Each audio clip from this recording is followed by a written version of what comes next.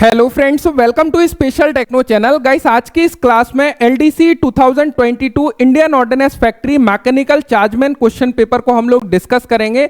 इस question paper में 2 portion है। सबसे पहले 25 क्वेश्चन जनरल इंजीनियरिंग के एवं 75 क्वेश्चन आप लोगों के मैकेनिकल इंजीनियरिंग के हैं। तो इस क्लास में हम लोग जनरल इंजीनियरिंग के 25 क्वेश्चन को इन डेप्थ समझ रहे होंगे कि किस प्रकार के क्वेश्चन इन्होंने पूछे। साथ ही साथ आने वाले पार्ट में हम लोग मैकेनिकल इंजीनियरिंग के क्वेश्चन पेपर को डिस्कस करेंगे। अब यहां पे ना काफी सारे सवाल मेरे से बेसिकली पूछे जा रहे हैं जो मैकेनिकल वाले छात्र हैं या अलग अलग डिसिप्लिन में जिन्होंने अप्लाई किया है कि सर जो एलडीसी 2025 इंडियन ऑर्डिनेंस फैक्ट्री में वैकेंसी आने वाली है उसकी प्रिपरेशन हम लोग किस लेवल की करें। अब यहां पे उन्होंने लेवल लगा दिया कि सर हम लोग डिप्लोमा लेवल की प्रिपरेशन करें, हम मैकेनिकल छात्र हैं आरएस खुरमी से प्रिपरेशन करें या आईटीआई बुक से हम लोग प्रिपरेशन करें। तो करें क्या। अब यहां पे इसका सिंपल सा जवाब है, यदि आपको किसी भी जगह पर जाना है, आपकी कोई डेस्टिनेशन है, उसके लिए आप क्या करोगे, सिंपल वहां तक पहुंचने के लिए आप देखोगे कि भाई मेरा मैप क्या है और उस तक पहुंचने के कौन कौन से रास्ते हैं। अब हो सकता है ये रास्ते पर आपको जाना है और आप यदि इस रास्ते पर जा रहे हो, कितनी भी रफ्तार से आप जाओगे तो उस डेस्टिनेशन तक तो पहुंचने वाले नहीं है क्योंकि आपका रास्ता ही गलत है। तो सेम थिंग यहां पर भी होती है कि आपका एलडीसी 2025 का सिलेबस आ चुका है, डिटेल सिलेबस एग्जाम स्कीम इन्होंने डिक्लेयर की है, वो आपके लिए एक रोड मैप की तरह काम करेगी। उसको समझना बेहद जरूरी है। अब देखिए, उसको समझने का मतलब क्या है, उसके बारे में मैंने डिटेल में एक वीडियो भी बनाया है जहां पर ऑल सिलेबस को हमने डिटेल में डिस्कस किया है। यहां पर आपने फोकस किया होगा कि सबसे पहला चीज है कि आपका जो एग्जाम पैटर्न है, बेसिकली जो सिलेक्शन प्रोसेस है पूरा उसमें बदलाव किया गया है। आपका सिंगल क्वेश्चन पेपर में सिलेक्शन होना है। अभी मल्टीपल क्वेश्चन पेपर नहीं होंगे कि एफएएसपी है, ये एफएएसपी आप लोगों का हटा दिया गया है। यदि हम लोग टेक्निकल की बात करें, सिंगल क्वेश्चन पेपर होगा, उसी के ऊपर पूरा का पूरा सिलेक्शन डिपेंड करने वाला है। उस सिंगल क्वेश्चन पेपर में पार्ट फर्स्ट और पार्ट सेकंड होने वाले हैं। पार्ट फर्स्ट में आपने देखा कि 2 पोर्शन होंगे, एक तो डिसिप्लिन से रिलेटेड 50 क्वेश्चन होंगे। यदि आप मैकेनिकल से अप्लाई कर रहे हो, मैकेनिकल के 50 क्वेश्चन होंगे, इलेक्ट्रिकल से अप्लाई कर रहे हो इलेक्ट्रिकल के, सिविल से अप्लाई कर रहे हो सिविल के। बाकी इसी पार्ट में 25 क्वेश्चन जनरल इंजीनियरिंग के होंगे और वो जनरल इंजीनियरिंग सभी के लिए कॉमन रहने वाला है। जनरल इंजीनियरिंग का भी डिटेल सिलेबस दिया है। अब जहां पे जनरल इंजीनियरिंग का डिटेल सिलेबस दिया है वहां पे आपने एक चीज नोटिस करी होगी, पूरा का पूरा सिलेबस देने के बाद में नीचे उन्होंने रेफरेंस दिया हुआ है और उस रेफरेंस में आप देखोगे उन्होंने बोला है कि हम जो पूरा का पूरा सिलेबस है वो हम दे रहे हैं, उसको पढ़ने के लिए आपको गाइड कर दिया कि आप WCS की बुक को रेफर कर सकते हो। WCS क्या है sir? Workshop calculation and science. Workshop calculation and science ITI की एक बुक है। क्लियर है? आईटीआई की एक बुक है। तो यहां से भी आपको एक चीज क्लियर हो रहा है कि जो जनरल इंजीनियरिंग है वो टोटली जब ये खुद रेफर कर रहे हैं कि आप WCS बुक से पढ़ो, तो ये तो आपको क्लियर हो गया। दूसरा, यदि आप लोग मैकेनिकल के सिलेबस को देखते हो तो मैकेनिकल का जो सिलेबस दिया है, जहां पे 10 मॉड्यूल्स उन्होंने दिए हैं आप लोगों के, उन 10 मॉड्यूल्स में वो केवल 10 चैप्टर नहीं है, एक मॉड्यूल्स के अंतर्गत 2 से 3 चैप्टर उन्होंने इंक्लूड किए हैं। उसी में कटिंग टूल भी इंक्लूड कर दिया, सेफ्टी भी, बेसिक फिटिंग भी आ गई, राइट। तो वहां पे आपका पूरा का पूरा जो फिटर ट्रेड है, टर्नर एंड मशीनिस्ट है, तीनों की तीनों ट्रेड समाहित हो जाते हैं। तो पूरा एक मैकेनिकल का सिलेबस वो आप लोगों का बना हुआ है। अब वो भी सिलेबस जो डीजीटी की तरफ से आईटीआई स्टूडेंट्स को सिलेबस दिया जाता है, एग्जैक्टली वही सिलेबस आपको प्रोवाइड किया गया है। तो वहां पे chances is very much high कि आपके जो क्वेश्चन होंगे वो 2022 में जिस प्रकार एलडीसी का आपका पेपर हुआ था सेम रहने वाले हैं। थर्ड चीज आपको रेफरेंस के लिए काफी है, एलडीसी 2022 क्वेश्चन पेपर जो अभी हम लोग डिस्कस करने वाले हैं, वहां पर ऐसा आप सिंगल क्वेश्चन मुझे बता दो जो आईटीआई लेवल से ऊपर है। इवन लेवल तो ये आप लोग लगा रहे हो, आईटीआई लेवल और डिप्लोमा लेवल कुछ नहीं है यदि आपका फंडामेंटल स्ट्रांग है। भाई मेटल की मैकेनिकल प्रॉपर्टीज तो मैकेनिकल प्रॉपर्टीज रहेंगी, ब्रिटलनेस तो ब्रिटलनेस रहेगी, टफनेस तो टफनेस रहेगी, चाहे आप आईटीआई लेवल की बुक से पढ़ो या फिर डिप्लोमा लेवल की बुक से पढ़ो, कोई भी अंतर आपको आने वाला नहीं है। लेकिन मैं रेफर करूंगा, यहां पे सारे सिनेरियो को मैंने बता दिया तो आप खुद समझदार हो कि किस प्रकार प्रिपरेशन करना है। साथ ही साथ यदि आप स्पेशल टेक्नो एंड्रॉइड एप्लीकेशन में हो तो यह मेरी गारंटी है कि चाहे आपका क्वेश्चन पेपर आईटीआई लेवल से आए या डिप्लोमा लेवल से, कोई भी क्वेश्चन छूटने वाला नहीं है। आपका आरएस खुरमी से प्रोडक्शन इंजीनियरिंग वहां पे टोटल आ जाएगा। आपका तीनों ट्रेड का जो ट्रेड थ्योरी है इन डेप्थ वहां पे आ जाएगा। यहां पे 80 to 100 क्लासेस मैं प्रोवाइड कराने वाला हूं और ये मेरी गारंटी है कि यदि आप केवल उन क्लासेस को कंज्यूम कर लेते हो, यानी कि जो पूरे कोर्स का ड्यूरेशन होगा आप ये मान के चलो 100 आवर्स का होगा, 100 आवर्स यदि आप कंज्यूम कर लेते हो तो आपका जो टेक्निकल का लेवल है ना यहां से यहां हो जाएगा, कोई क्वेश्चन छूटने वाला नहीं है। यहां पे क्लियर करना चाहूंगा जो कैंडिडेट इस क्लास को YouTube पर देख रहे हैं, स्पेशल टेक्नो एंड्रॉइड एप्लीकेशन पर आपके LDC 2025 के कोर्सेज चल रहे हैं, वहां से जाकर आप लोग ज्वाइन कर सकते हो। फिलहाल LDC के 2 कोर्स आपको दिखाई देंगे, general engineering and general knowledge and current affair. इसको ऑल टेक्निकल वाले ले सकते हैं क्योंकि ये सभी के लिए कॉमन है। साथ ही साथ मैकेनिकल का भी कोर्स आप लोगों का अवेलेबल है, इसको भी आप ले सकते हैं। यदि आप कॉम्बो लेना चाहते हैं, जो मैकेनिकल वाले हैं वो तो टोटली प्रिपरेशन करेंगे, लिंक डिस्क्रिप्शन में दी हुई है, वहां से जाके आप लोग ज्वाइन कर सकते हो। जैसे ही आप एप्लीकेशन पर जाओगे वहां पे LDC 2025 सेक्शन मिलेगा, उसमें सारे कोर्सेज जो भी LDC 2025 के अंतर्गत आने वाले हैं वो आपको अवेलेबल हो जाएंगे, वहां से आप लोग ज्वाइन कर पाओगे। काफी जल्दी non technical OTS and store के क्लासेस भी वहां पर आपको मिल जाएंगे, उनको भी आप लोग ज्वाइन कर सकते हो। वहां पे बाय नाउ का ऑप्शन मिलेगा एंड डिस्क्रिप्शन में डिस्काउंट लिंक भी अवेलेबल है, तो आप चाहो तो डिस्काउंट लिंक से कुछ डिस्काउंट मिल जाएगा, उसके थ्रू आप पेमेंट कर सकते हो, या फिर आप इस नंबर पर कॉन्टेक्ट कर सकते हो, यहां पे आपको डिस्काउंट लिंक प्रोवाइड करा दी जाएगी, वहां उसके थ्रू आप लोग पेमेंट कर पाओगे। चलिए अब हम लोग इस क्वेश्चन पेपर को देख लेते हैं कि किस प्रकार के क्वेश्चन यहां पे पूछे गए, जिससे और बेहतर आपको आइडिया लग जाएगा कि क्या कुछ क्वेश्चन आ सकते हैं। यहां पर आप लोग देख सकते हो ये जो क्वेश्चन पेपर है LDC 2022 का ये क्वेश्चन पेपर है। क्वेश्चन पेपर का सब्जेक्ट आप देखोगे general engineering and mechanical engineering. यहां पे जनरल इंजीनियरिंग के 25 क्वेश्चन है एंड मैकेनिकल इंजीनियरिंग के 75 क्वेश्चन है। आज की इस क्लास में ये पार्ट फर्स्ट है, इसमें हम लोग जनरल इंजीनियरिंग के 25 क्वेश्चन को देख रहे होंगे। नेक्स्ट पार्ट में हम लोग मैकेनिकल इंजीनियरिंग के 75 क्वेश्चन को देखेंगे।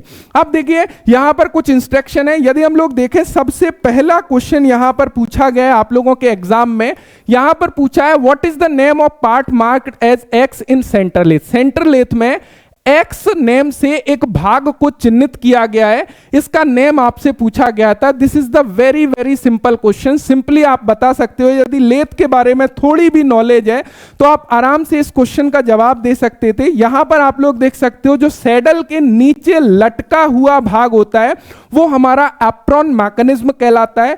एच शेप का ये हमारा सैडल कहलाता है। सैडल के ऊपर हमारा क्रॉस स्लाइड होता है जो क्रॉस फीड देने के काम आता है, एंड क्रॉस स्लाइड के ऊपर डवटेल के माध्यम से हमारा फिट होता है कंपाउंड स्लाइड, और कंपाउंड स्लाइड के ऊपर हमारा क्या लगा होता है सर, टूल पोस्ट लगा होता है जिसमें हम लोग टूल को होल्ड करते हैं। अब जो सैडल है, बेसिकली सैडल किस काम आता है, हमको लॉन्गिट्यूडिनल फीड देने के लिए सैडल का यूज करते हैं।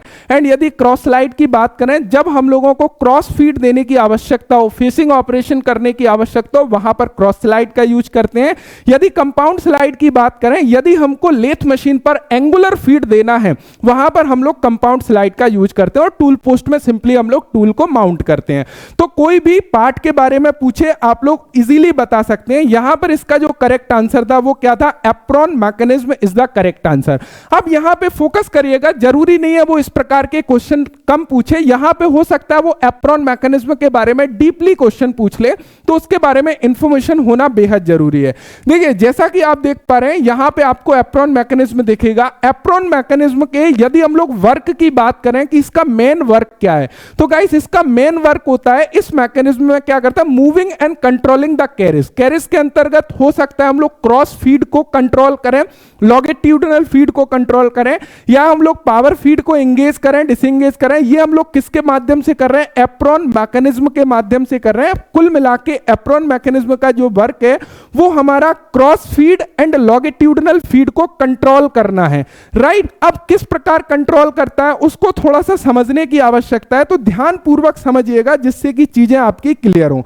यहां पर गाइस आप लोग क्या देख पा रहे हो, एक एप्रॉन मैकेनिज्म यहां पर देख पा रहे हो। सिंपल समझने की कोशिश करिएगा कि पूरा का पूरा लेथ का मैकेनिज्म बेसिकली किस प्रकार काम करता है।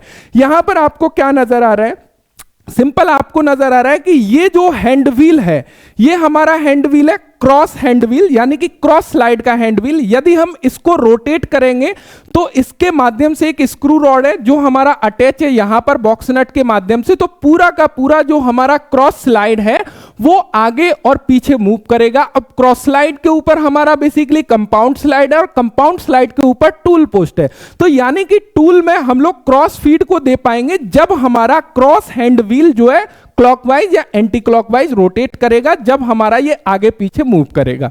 उसी प्रकार यहां पर आप लोगों को दिखाई दे रहा है ये हमारा है भाई क्या, carriage hand wheel. Carriage hand wheel जब हम लोग रोटेट करेंगे वहां पर क्या होगा, कैरेज हैंड व्हील के पीछे हमारा एक पिनियन लगा हुआ है और वो पिनियन हमारा अटैच होता है इस रैक के माध्यम से। तो हम लोग क्या कर रहे हैं, जब कैरेज हैंड व्हील को रोटेट कर रहे हैं वहां पे क्या होता है, ये हमारा पिनियन उस कैरेज हैंड व्हील के साथ में फास्टनिंग किया हुआ है कीबेस के माध्यम से एंड स्क्रू के माध्यम से। तो जितना रोटेशन हम कैरेज हैंड व्हील को घुमाएंगे उतना ही रोटेशन जो पिनियन हमारा लगा हुआ है उसमें पहुंचेगा, और ये पिनियन अटैच होता है बेड के नीचे जो रैक हमारा लगा हुआ है। रैक बेसिकली क्या है, एक रेक्टेंगुलर स्ट्रिप होती है, इसके नीचे हमारे टीथ कटे होते हैं, इसको रैक बोलते हैं। अब इससे मिलता हुआ हमारा पिनियन है। अब रैक एंड पिनियन का यूज हमने देखा है, रैक एंड पिनियन बेसिकली कहां पर यूज होता है, जब हम लोग रोटरी मोशन को लीनियर मोशन या लीनियर मोशन को रोटरी मोशन में कन्वर्ट करें।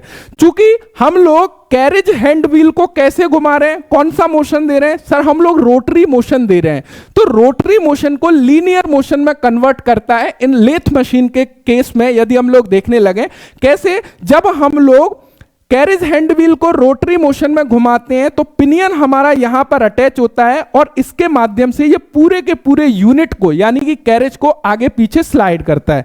चलिए एनिमेशन के माध्यम से समझते हैं कि किस प्रकार बेसिकली ये वर्क करता है, जिससे कि चीजें आपको क्लियर हो सकें। जैसे कि क्रॉस फीड हैंडल हमने देखा कि जब हम लोग क्रॉस फीड हैंडल को घुमा रहे हैं तो क्रॉस स्लाइड आगे पीछे जा रहा है। इसी प्रकार यहां पे हमारा क्या लगा होता है, एक स्क्रू रॉड लगा होता है क्रॉस फीड के लिए। यहां पर देखोगे ये हमारा है कैरेज हैंड व्हील। जब कैरेज हैंड व्हील को रोटेट कर रहे हैं तो कैरेज हमारा लेथ बेड बेस के ऊपर आगे पीछे यानी कि रोटेट कर रहा है। इस प्रकार यहां पर आप लोग एक चीज क्लियर देख पा रहे हो, यहां पे आपको क्या नजर आ रहा है, इसको थोड़ा सा समझने की कोशिश करिएगा। यहां पे क्या चीज आपने देखा, यहां पे आप देख पा रहे हो ये हमारा एक पिनियन है और ये रैक है, ये हमारा रैक है और ये हमारा पिनियन है ना। तो यहां पे क्या हो गया, पिनियन रैक के साथ में अटैच है। ये हैंड व्हील को अपोजिट साइड से दिखाया हुआ है। यदि हम लोग इसको घुमाते हैं तो क्या होता है, रैक इसके साथ कनेक्ट है और ये पूरा का पूरा यूनिट के साथ में कनेक्ट है। तो जब हम इसको घुमाएंगे तो क्या होगा, पूरा का पूरा यूनिट हमारा आगे पीछे हो रहा है, जैसे कि आप लोग यहां पे देख रहे हो। अब देखिए मेन आता है एप्रॉन मैकेनिज्म का काम। एप्रॉन मैकेनिज्म कैसे आप लोग यहां पे देख पा रहे हो, यहां पे आपने क्या देखा कि यदि मैं एप्रॉन मैकेनिज्म को ऊपर की तरफ लेके जाऊं, इस लीवर को यदि ऊपर स्लाइड करूंगा तो क्या होगा, ये वाला जो लीवर लगा हुआ है एप्रॉन मैकेनिज्म का, वो किससे कनेक्ट हो जाएगा, सर वो कनेक्ट हो जाएगा हमारे कैरेज हैंड व्हील से। इस केस में क्या होगा, देखिए यहां से ये पावर हमारी मोटर के माध्यम से, समझिएगा एक बार समझ लिए, कोई भी क्वेश्चन आएगा मेरी गारंटी है आपका क्वेश्चन नहीं छूटने वाला। क्या हुआ सर, मोटर के माध्यम से जो पावर है क्विक चेंज गियर बॉक्स के माध्यम से पावर हमारी किस में आई, सर फीड शाफ्ट में। कहां पर आई, फीड शाफ्ट में पावर आई। फीड शाफ्ट क्या कर रही है, रोटेट कर रही है। यहां पर हमारा एक गियर लगा हुआ है तो ये इसके साथ में पिनियन बेसिकली अटैच है, इसके साथ में एक गियर अटैच है। तो जब हमारी जो फीड शाफ्ट रोटेट करेगी तो ये रोटेट करेगा, क्योंकि इस फीड शाफ्ट में पूरे में एक कीवेज लगा हुआ है। कीवेज के माध्यम से ये हमारा फिट है तो ये आगे पीछे स्लाइड करता है बिकॉज ऑफ कीवेज। तो क्या हो रहा है, ये फिक्स पोजीशन में यहां पे ये रोटेट किया तो क्या होगा, ये वाला बड़ा गियर रोटेट किया और इस गियर से हमारा अटैच है ये छोटा वाला गियर। तो ये छोटा गियर, अब इस गियर को यदि हम अटैच कर दें किससे, कैरेज एंड व्हील से, तो क्या होगा, ये पूरा का पूरा कैरेज एंड व्हील रोटेट करेगा। अब कैरेज एंड व्हील रोटेट करेगा तो क्या होगा, ये इसके पीछे एक गियर लगा हुआ है जो रैक के साथ में कनेक्ट है, तो रैक और पिनियन के माध्यम से कैरेज मूव करेगा लॉन्गिट्यूडिनल, यानी कि या तो हेड स्टॉक एंड की तरफ या टेल स्टॉक एंड की तरफ। समझ में आ रहा है। दूसरे केस में यदि इस लीवर को मैं नीचे की तरफ कर दूं तो ये कहां पर कनेक्ट हो जाएगा, यहां पर आप लोग देख सकते हो कि किस प्रकार फीड यहां पर आती है, फीड रॉड के माध्यम से पावर यहां पर आता है। उसके बाद में इस गियर में हमारा पावर बेसिकली जाता है, जिससे कि पूरी चीजें वर्म में जाता है, वर्म से हमारा वर्म एंड वर्म व्हील में चला जाएगा, वर्म गियर में, वर्म गियर से हमारा ये गियर अटैच है। लीवर को जब हम लोग इंगेज्ड करेंगे तो हमारा ये इंटरमीडिएट गियर यहां पर कनेक्ट हो जाएगा कैरेज एंड व्हील से, और उसी प्रकार हमारा क्रॉस स्लाइड में जो गियर लगा हुआ है, क्रॉस स्लाइड हैंड व्हील में गियर लगा हुआ है, उससे कनेक्ट हो जाएगा।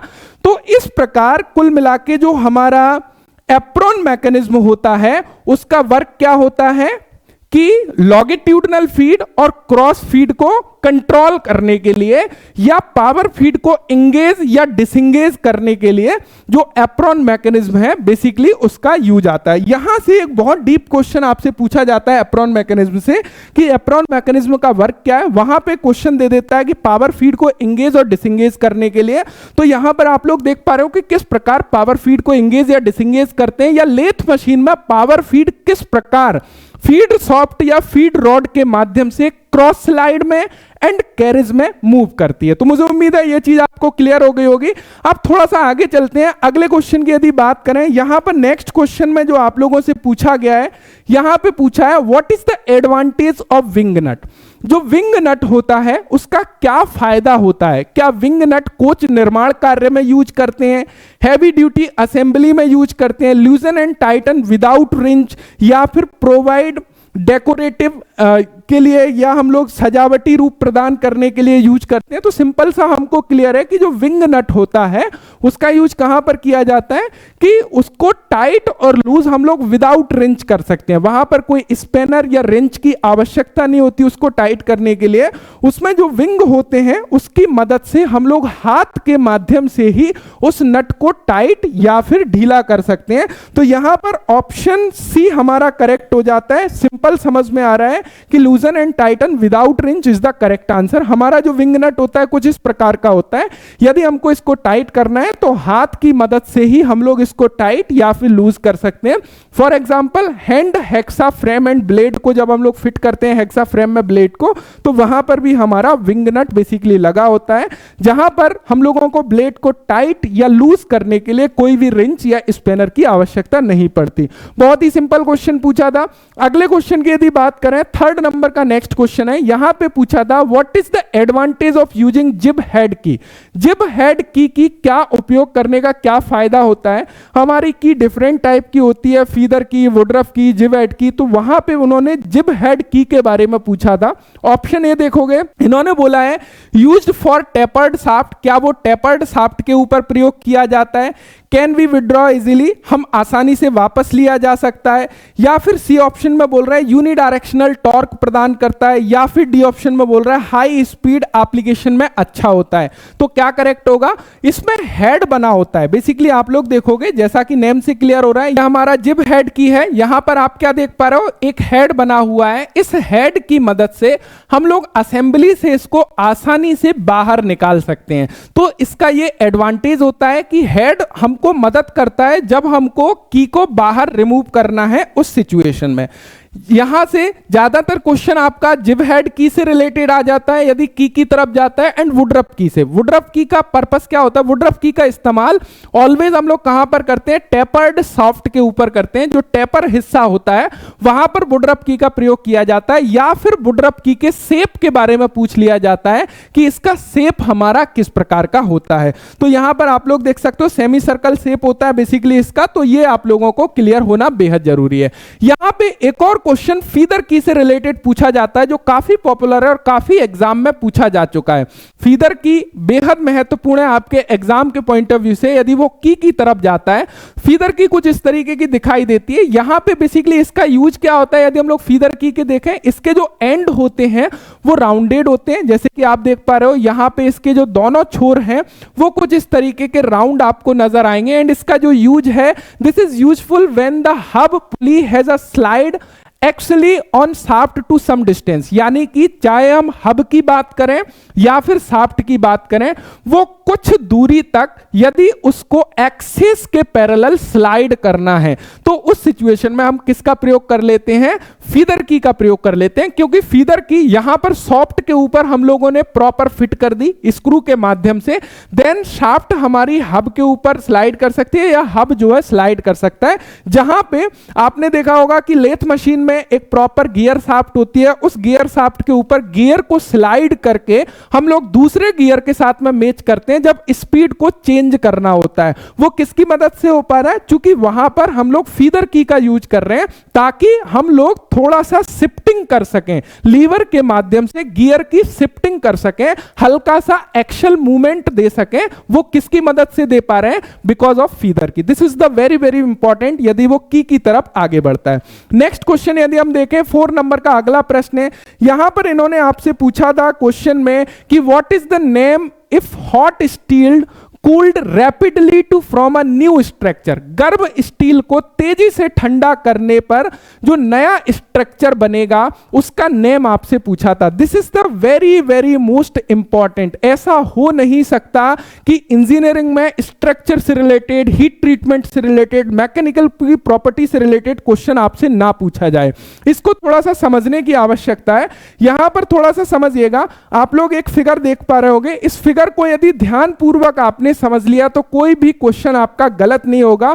केवल और केवल इस फिगर को देख लीजिएगा। यहां पे आपको क्या नजर आ रहा है, यहां पे इस ग्राफ में 2 लाइंस नजर आ रही होंगी। एक वर्टिकल लाइन नजर आ रही है, ये वर्टिकल लाइन टेम्परेचर को रिप्रेजेंट कर रही है कि 600 degree Celsius, 650 degree Celsius, 723 Celsius या फिर 750 डिग्री सेल्सियस। एंड यहां पर जो हॉरिजॉन्टल लाइन है वो कार्बन प्रतिशत को रिप्रेजेंट कर रही है। अब यहां पे समझिएगा,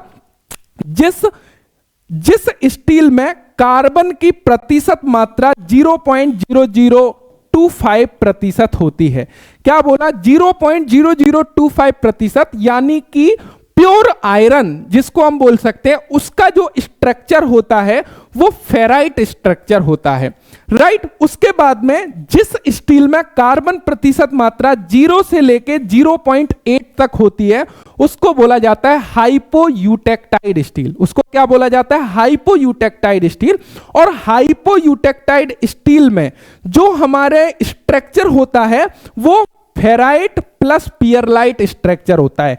ये फेराइट और पियरलाइट किस तरीके से होता है, देखिए हमने देखा कि यहां पे जब कार्बन हमारा 0% है यानी कि प्योर आयरन है, वहां पे हमारा फेराइट स्ट्रक्चर है। लेकिन जैसे जैसे कार्बन की मात्रा इंक्रीज होती जाती है, फेराइट के साथ साथ में पियरलाइट स्ट्रक्चर आते जाता है। अब ध्यान दीजिएगा, हमने 0.2% कार्बन लिया तो यहां पे क्या होगा, फेराइट ज्यादा होगा, पियरलाइट कम होगा। लेकिन जैसे ही हम लोग 0.4 पर पहुंचते हैं वहां पर फेराइट और पियरलाइट दोनों लगभग बराबर मात्रा में होते हैं।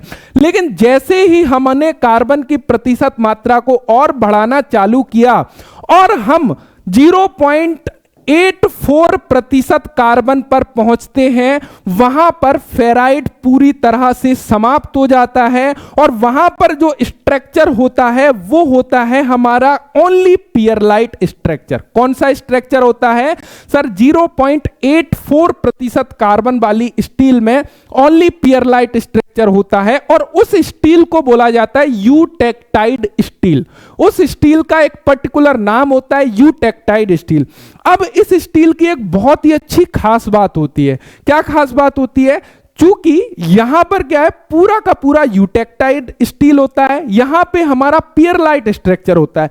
पियरलाइट स्ट्रक्चर की स्ट्रेंथ काफी ज्यादा होती है, इसीलिए जिस स्टील में 0.84% कार्बन होता है उसकी स्ट्रेंथ सबसे ज्यादा होती है। अब यहां पर अभी तो हम देख रहे हैं क्या, स्टील को ठंडी अवस्था में हमने क्या देखा कि जहां पर प्योर आयरन है हमारा स्ट्रक्चर फेराइट है, हम जैसे जैसे कार्बन प्रतिशत मात्रा को बढ़ा रहे हैं फेराइट के साथ में पियरलाइट आ रहा है, और एक ऐसा स्टेज आता है जहां पर हमारा फेराइट पूरी तरह खत्म हो जाता है, ओनली पियरलाइट स्ट्रक्चर बचता है, और वो एक पॉइंट है जहां पर कार्बन प्रतिशत मात्रा 0.83% या 84% होती है। अब इस स्टील की एक खास बात है कि यह सबसे ज्यादा स्ट्रेंथेबल होती है क्योंकि पियरलाइट स्ट्रक्चर यहां पर है, पियरलाइट स्ट्रक्चर की स्ट्रेंथ ज्यादा है। लेकिन मान के चलो हम यहां पर भी नहीं रुकते हैं और हमने कार्बन की मात्रा को और इंक्रीज करना चालू किया, उस केस में क्या होगा, हमारा पियरलाइट के साथ साथ में एक और स्ट्रक्चर आएगा जो है हमारा सीमेंटाइट स्ट्रक्चर, और वो हमारा 2.1% यानी कि 0.84% से 2.1% वाली जो स्टील होती है उसको बोला जाता है हाइपर यूटेक्टाइड स्टील, और उसका जो स्ट्रक्चर होता है वो क्या होता है, पियरलाइट प्लस सीमेंटाइट, क्योंकि हमने 0.84% से भी ज्यादा कार्बन कंटेंट को ऐड किया, इसीलिए वहां पर क्या हो गया, हमारा सीमेंटाइट स्ट्रक्चर जुड़ गया। तो हमने ठंडी अवस्था में देखा कि ठंडी अवस्था में कौन कौन सा स्ट्रक्चर होता है, प्योर आयरन में फेराइट स्ट्रक्चर होता है, जैसे जैसे कार्बन प्रतिशत मात्रा बढ़ाते हैं हमारा फेराइट के साथ में पियरलाइट स्ट्रक्चर ऐड होता है, 0.84% कार्बन पर हम पहुंचते हैं, वहां पर हमारे पास में स्टील में केवल और केवल पियरलाइट स्ट्रक्चर होता है, लेकिन उससे ज्यादा कार्बन प्रतिशत मात्रा बढ़ाने पर पियरलाइट के साथ में सीमेंटाइट स्ट्रक्चर ऐड हो जाता है। दैट्स इट, ठंडी अवस्था में केवल इतना ही स्ट्रक्चर होता है जो आपको पता होना चाहिए, क्वेश्चन आएगा नहीं छूटेगा। लेकिन अभी बाकी है गरम करेंगे। अब हम क्या करेंगे, प्लेन कार्बन स्टील को गरम करेंगे, हीट देंगे, और वहां पर देखेंगे कि क्या कुछ चेंजेस यहां पर होते हुए नजर आते हैं। समझिएगा, सबसे पहले हमारी प्लेन कार्बन स्टील का लोअर क्रिटिकल पॉइंट कितना होता है सर, 723 डिग्री सेल्सियस।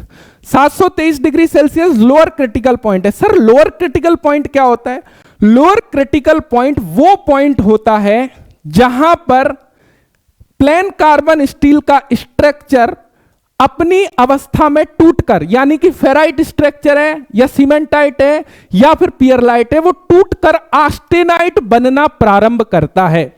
तो हम ये बोल सकते हैं कि लोअर क्रिटिकल पॉइंट वह पॉइंट होता है जहां से आस्टेनाइट स्ट्रक्चर बनना प्रारंभ होता है। समझिएगा, जैसे क्या हुआ, lower critical point 723 degree Celsius होता है, lower critical point 723 degree Celsius होता है हीटिंग का, और ये हमारा क्या होता है सर, फिक्स होता है। अपर क्रिटिकल पॉइंट जो होता है वो कार्बन प्रतिशत मात्रा के ऊपर डिपेंड करता है। जितना कम कार्बन प्रतिशत मात्रा होगा अपर क्रिटिकल टेम्परेचर उतना ज्यादा होगा, और जैसे जैसे कार्बन प्रतिशत मात्रा बढ़ती जाएगी अपर क्रिटिकल पॉइंट गिरता जाएगा, लेकिन एक पॉइंट तक गिरेगा, कहां तक, वही यूटेक्टाइड स्टील तक, यानी कि 0.84% कार्बन मात्रा पर। समझ रहे हो ना। देन उसके बाद में अगेन जो है हमारा अपर क्रिटिकल टेम्परेचर इंक्रीज होता जाता है। समझिएगा, तो यहां पे क्या है, हमने देखा कि 723 डिग्री सेल्सियस क्या होता है, लोअर क्रिटिकल टेम्परेचर होता है, जहां से स्ट्रक्चर जो ठंडी अवस्था में स्ट्रक्चर है वो टूटना प्रारंभ होते हैं, और वहां से क्या होता है, आस्टेनाइट स्ट्रक्चर बनना प्रारंभ होता है।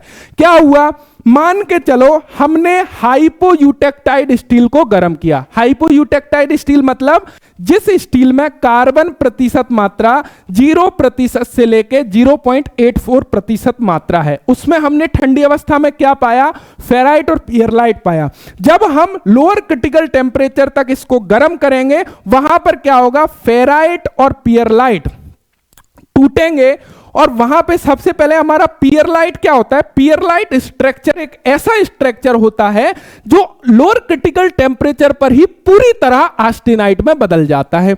लेकिन फेराइट स्ट्रक्चर, सीमेंटाइट स्ट्रक्चर क्या होता है? लोअर क्रिटिकल टेम्परेचर से ऑस्टेनाइट स्ट्रक्चर में बदलना प्रारंभ करते हैं और जब अपर क्रिटिकल टेम्परेचर तक पहुंचते हैं वहां पर पूरा का पूरा ऑस्टेनाइट स्ट्रक्चर बन जाता है। यानी कि यह समझिएगा, लोअर क्रिटिकल टेम्परेचर और अपर क्रिटिकल टेम्परेचर की बात करें तो लोअर क्रिटिकल टेम्परेचर वह टेम्परेचर होता है जहां से हमारा ऑस्टेनाइट स्ट्रक्चर बनना प्रारंभ होता है और अपर क्रिटिकल टेम्परेचर वह टेम्परेचर होता है जहां पर ऑस्टेनाइट स्ट्रक्चर पूरी तरह बन जाता है। यानी कि वहां पर स्टील में केवल और केवल एक ही स्ट्रक्चर होता है, वो होता है ऑस्टेनाइट स्ट्रक्चर। इतना समझ में आ रहा है? थोड़ा सा कॉम्प्लिकेटेड हो रहा होगा लेकिन दैट्स इट, थोड़ा सा समय दो, समझ में आ जाएगा आपको। तो यहां पे क्या समझ में आया कि सर हमने हाइपोयूटेक्टाइल स्टील को गर्म करना प्रारंभ किया तो हमने जाना कि जो पियरलाइट स्ट्रक्चर है वो तो क्या होगा सर? लोअर क्रिटिकल टेम्परेचर पर ही क्या होगा? लोअर क्रिटिकल टेम्परेचर पर ही पूरी तरह ऑस्टेनाइट में कन्वर्ट हो जाएगा। तो यहां पे हम जैसे ही लोअर क्रिटिकल टेम्परेचर से ऊपर जाते हैं वहां पर कौन सा स्ट्रक्चर मिलता है? फेराइट और ऑस्टेनाइट। क्यों? क्योंकि पियरलाइट तो यहीं पर ऑस्टेनाइट में बदल गया। उसके बाद जैसे ही अपर क्रिटिकल टेम्परेचर को क्रॉस करेंगे तो जो ऑस्टेनाइट स्ट्रक्चर है वो भी हमारा किसमें, जो फेराइट स्ट्रक्चर है वो भी ऑस्टेनाइट में बदल जाएगा, क्योंकि अपर क्रिटिकल टेम्परेचर पर तो पूरा ऑस्टेनाइट स्ट्रक्चर ही रहता है। अब बात आती है एक यूटेक्टाइड स्टील की। यूटेक्टाइड स्टील क्या है? जिस स्टील में कार्बन प्रतिशत मात्रा 0.84% है। इसको समझिएगा।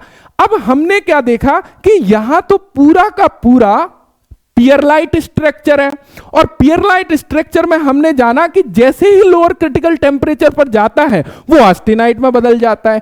तो यूटेक्टाइड स्टील एक ऐसा स्टील का प्रकार होता है जिसका लोअर क्रिटिकल टेम्परेचर और अपर क्रिटिकल टेम्परेचर सेम होता है। यानी कि यदि कोई आपसे पूछता है कि 0.84% कार्बन वाली स्टील जिसको यूटेक्टाइड स्टील बोला जाता है, इसका अपर क्रिटिकल पॉइंट क्या है? तो आप बोलेंगे 723 degree Celsius. Lower critical point क्या है? आप बोलेंगे 723 डिग्री सेल्सियस। सबसे स्ट्रेंथेबल स्टील कौन सी है? जिस स्टील में 0.84% कार्बन है वो सबसे ज्यादा स्ट्रेंथेबल स्टील है। क्यों? क्योंकि हमने क्या जाना कि जहां से ऑस्टेनाइट स्ट्रक्चर बनना प्रारंभ होता है वो लोअर क्रिटिकल पॉइंट है और जहां पर ऑस्टेनाइट स्ट्रक्चर पूरी तरह बन जाता है वो अपर क्रिटिकल पॉइंट है। लेकिन यहां पर पूरी तरह पियरलाइट स्ट्रक्चर है। पियरलाइट स्ट्रक्चर जैसे ही लोअर क्रिटिकल टेम्परेचर पर जाएगा पूरी तरह ऑस्टेनाइट में बदल जाएगा। इसीलिए इस स्टील का लोअर क्रिटिकल टेम्परेचर और अपर क्रिटिकल टेम्परेचर सेम होता है। इसी प्रकार जब आगे बढ़ेंगे तो हाइपर यूटेक्टाइड स्टील में जाएंगे जहां पे पियरलाइट और सीमेंटाइट है, वो भी सेम ऐसे ही टूटेंगे। लोअर क्रिटिकल पर पहुंचे पियरलाइट खत्म, यहां पर क्या बचेगा? सीमेंटाइट और ऑस्टेनाइट बचेगा। और गर्म किया, अपर क्रिटिकल टेम्परेचर पर पहुंचे, सीमेंटाइट भी खत्म, क्या बचेगा? सर ऑस्टेनाइट बचेगा। अब बात आती है ऑस्टेनाइट को यदि क्विकली ठंडा कर दिया जाए। ऑस्टेनाइट स्ट्रक्चर मतलब जो स्टील है वो हमारी पूरी तरह गर्म अवस्था में है, यानी कि उसका टेम्परेचर अकॉर्डिंग टू कार्बन प्रतिशत मात्रा 900 degree Celsius, 850 degree Celsius, 800 degree Celsius पर गर्म है। अब उस कंडीशन में यदि उसको एकदम से क्विंच करें, क्विंचिंग मीडिया में, ब्राइन सॉल्यूशन में, ऑयल में या पानी में, तो क्या होगा? वहां से जो हमारे स्ट्रक्चर परिवर्तित हुए थे, यानी कि जो फेराइट से हमारे फेराइट ऑस्टेनाइट में कन्वर्ट हुए, पियरलाइट फेराइट प्लस ऑस्टेनाइट बना, फिर पूरी तरह ऑस्टेनाइट बना, तो ये ऑस्टेनाइट स्ट्रक्चर क्विकली ठंडा करने से फिर से पुनः किसमें? सीमेंटाइट और फेराइट में नहीं टूट पाता अकॉर्डिंग टू कार्बन प्रतिशत मात्रा, उसके कण फंस जाते हैं और उससे हमारा एक नया स्ट्रक्चर बनता है, वो होता है मार्टेनसाइड स्ट्रक्चर। और उन कणों के फंसने की वजह से स्टील हमारी हार्ड हो जाती है, इसीलिए हार्डनिंग का जो स्ट्रक्चर होता है वो मार्टेनसाइड स्ट्रक्चर होता है। दो तरीके से क्वेश्चन पूछा जाता है, एक तो पूछा जाता है हार्डनिंग का स्ट्रक्चर क्या है, आप बता दोगे सर मार्टेनसाइड स्ट्रक्चर है। दूसरी तरीके से आपसे पूछा जाता है कि यदि ऑस्टेनाइट स्ट्रक्चर को क्विकली ठंडा कर दिया जाए तो कौन सा स्ट्रक्चर बनेगा, तब आप बोलोगे सर मार्टेनसाइड स्ट्रक्चर बनेगा। तो समझ में आ रहा है, तो स्ट्रक्चर से कोई भी क्वेश्चन आ जाए तो यहां से बाहर नहीं आता यदि इतनी चीजों को समझ लिया। अब देखो यहां तो मैं क्वेश्चन पेपर को सॉल्व करा रहा हूं, तो बहुत ज्यादा डिटेल्स में भी जाऊंगा ना तो बहुत सारे लोग बोर होके भाग जाएंगे कि सर क्या एक ही क्वेश्चन को पढ़ा रहे हो। लेकिन डिटेल्स क्लासेस में ये बहुत ही डीपली एंड डिटेल्स में फिगर के माध्यम से, एनिमेशन के माध्यम से रिकॉर्डेड क्लासेस हैं, कोई भी दिक्कत आपको आने वाली नहीं है। वहां सारी चीजें मैं डिटेल्स में पढ़ा सकता हूं, तो एप्लीकेशन पर ऑल चीज अवेलेबल है। यहां पर अगले क्वेश्चन की तरफ आगे बढ़े, इन्होंने बोला है which bearing carry the load parallel to its bearing axis, कौन सा बियरिंग भार को आसानी बियरिंग अक्ष के समानांतर ले जाता है। यानी कि भाई कौन सा बियरिंग है जहां पर लोड जो है पैरेलल होता है एक्सिस के। क्या करेक्ट होगा, क्या स्प्लिट बियरिंग होगा, प्लेन बियरिंग होगा, थ्रस्ट बियरिंग होगा या रेडियल बियरिंग होगा। तो हमने क्या देखा, यहां से दो प्रकार के क्वेश्चन आते हैं, एक पूछता है थ्रस्ट बियरिंग से रिलेटेड, एक रेडियल एंड जर्नल बियरिंग से रिलेटेड। यहां पे थ्रस्ट बियरिंग में जो क्वेश्चन पूछा जाता है, थ्रस्ट बियरिंग कहां पर यूज करते हैं, क्योंकि यहां पर थ्रस्ट लोड लगता है, यानी कि क्या लगता है, कैसा लोड, बियरिंग एक्सिस के पैरेलल। जहां पे बियरिंग एक्सिस के पैरेलल लोड लगता है वहां पर कौन सी बियरिंग यूज करेंगे, थ्रस्ट बियरिंग यूज करेंगे। ये एंड पर जनरली हम लोग यूज करते हैं, शाफ्ट के एंड पर, कि कोई थ्रस्ट लोड लगे तो वो जो है सहन कर सके। अब लोड कैसे लगेगा, सॉफ्ट एक्सिस के पैरेलल या बियरिंग एक्सिस के पैरेलल, वहां पर हम लोग थ्रस्ट बियरिंग का यूज करते हैं। And radial and journal bearing की बात करें, जब लोड हमारा क्या बोल रहा है, जब लोड एक्सिस के परपेंडिकुलर लगता है, यानी कि सॉफ्ट एक्सिस या बियरिंग एक्सिस के 90 डिग्री में लोड लगता है, वहां पर हम लोग यूज करते हैं रेडियल बियरिंग या जर्नल बियरिंग। दोनों बियरिंग बेहद महत्वपूर्ण है, यहां से क्वेश्चन पूछ लेता है, तो दोनों आपको क्लियर होना चाहिए, राइट। नेक्स्ट क्वेश्चन की तरफ यदि आगे बढ़े, यहां पर देखिए अगले क्वेश्चन में आपसे पूछा है व्हाट इज द, क्या पूछ रहा है कि घरेलू नल को मजबूती से बंद करने के बाद भी पानी टपकने से रोकने का उपाय क्या है। बताइए भी, जो हमारा हाउस होल्ड टैप होता है हमने फॉर्मली क्लोज कर दिया, बहुत अच्छी तरीके से उसको बंद कर दिया, लेकिन फिर भी हम देख पा रहे हैं कि वहां से पानी टप टप टप करके, बूंद बूंद करके पानी टपक रहा है, तो उसका क्या रीजन हो सकता है। क्वेश्चन में ए ऑप्शन बोल रहा है रिप्लेस द टैप, यानी कि ऐसे केस में हमको क्या पूरे के पूरे नल को ही रिप्लेस कर देना चाहिए।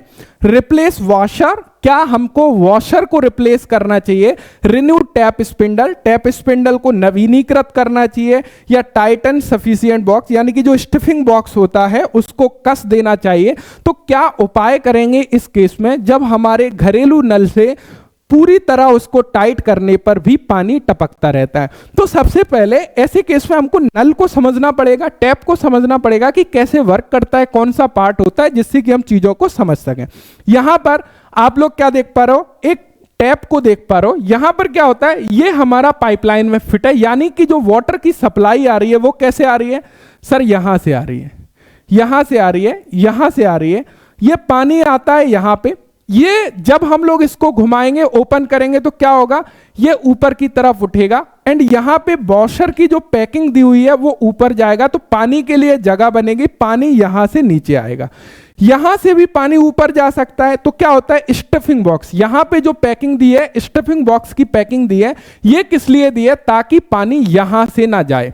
तो यहां पे दो चीजें होती हैं, एक क्वेश्चन पूछता है कि पानी नल से टप टप करके टपक रहा है पूरा टाइट करने पर भी, तो उस केस में क्या होगा, यहां पे जो वॉशर लगा हुआ है वो डैमेज हो सकता है। यदि ये वॉशर डैमेज होगा तो पानी इसके अंदर जाएगा, अंदर जाएगा तो क्या होगा, पानी यहां से धीरे धीरे टपकता रहेगा।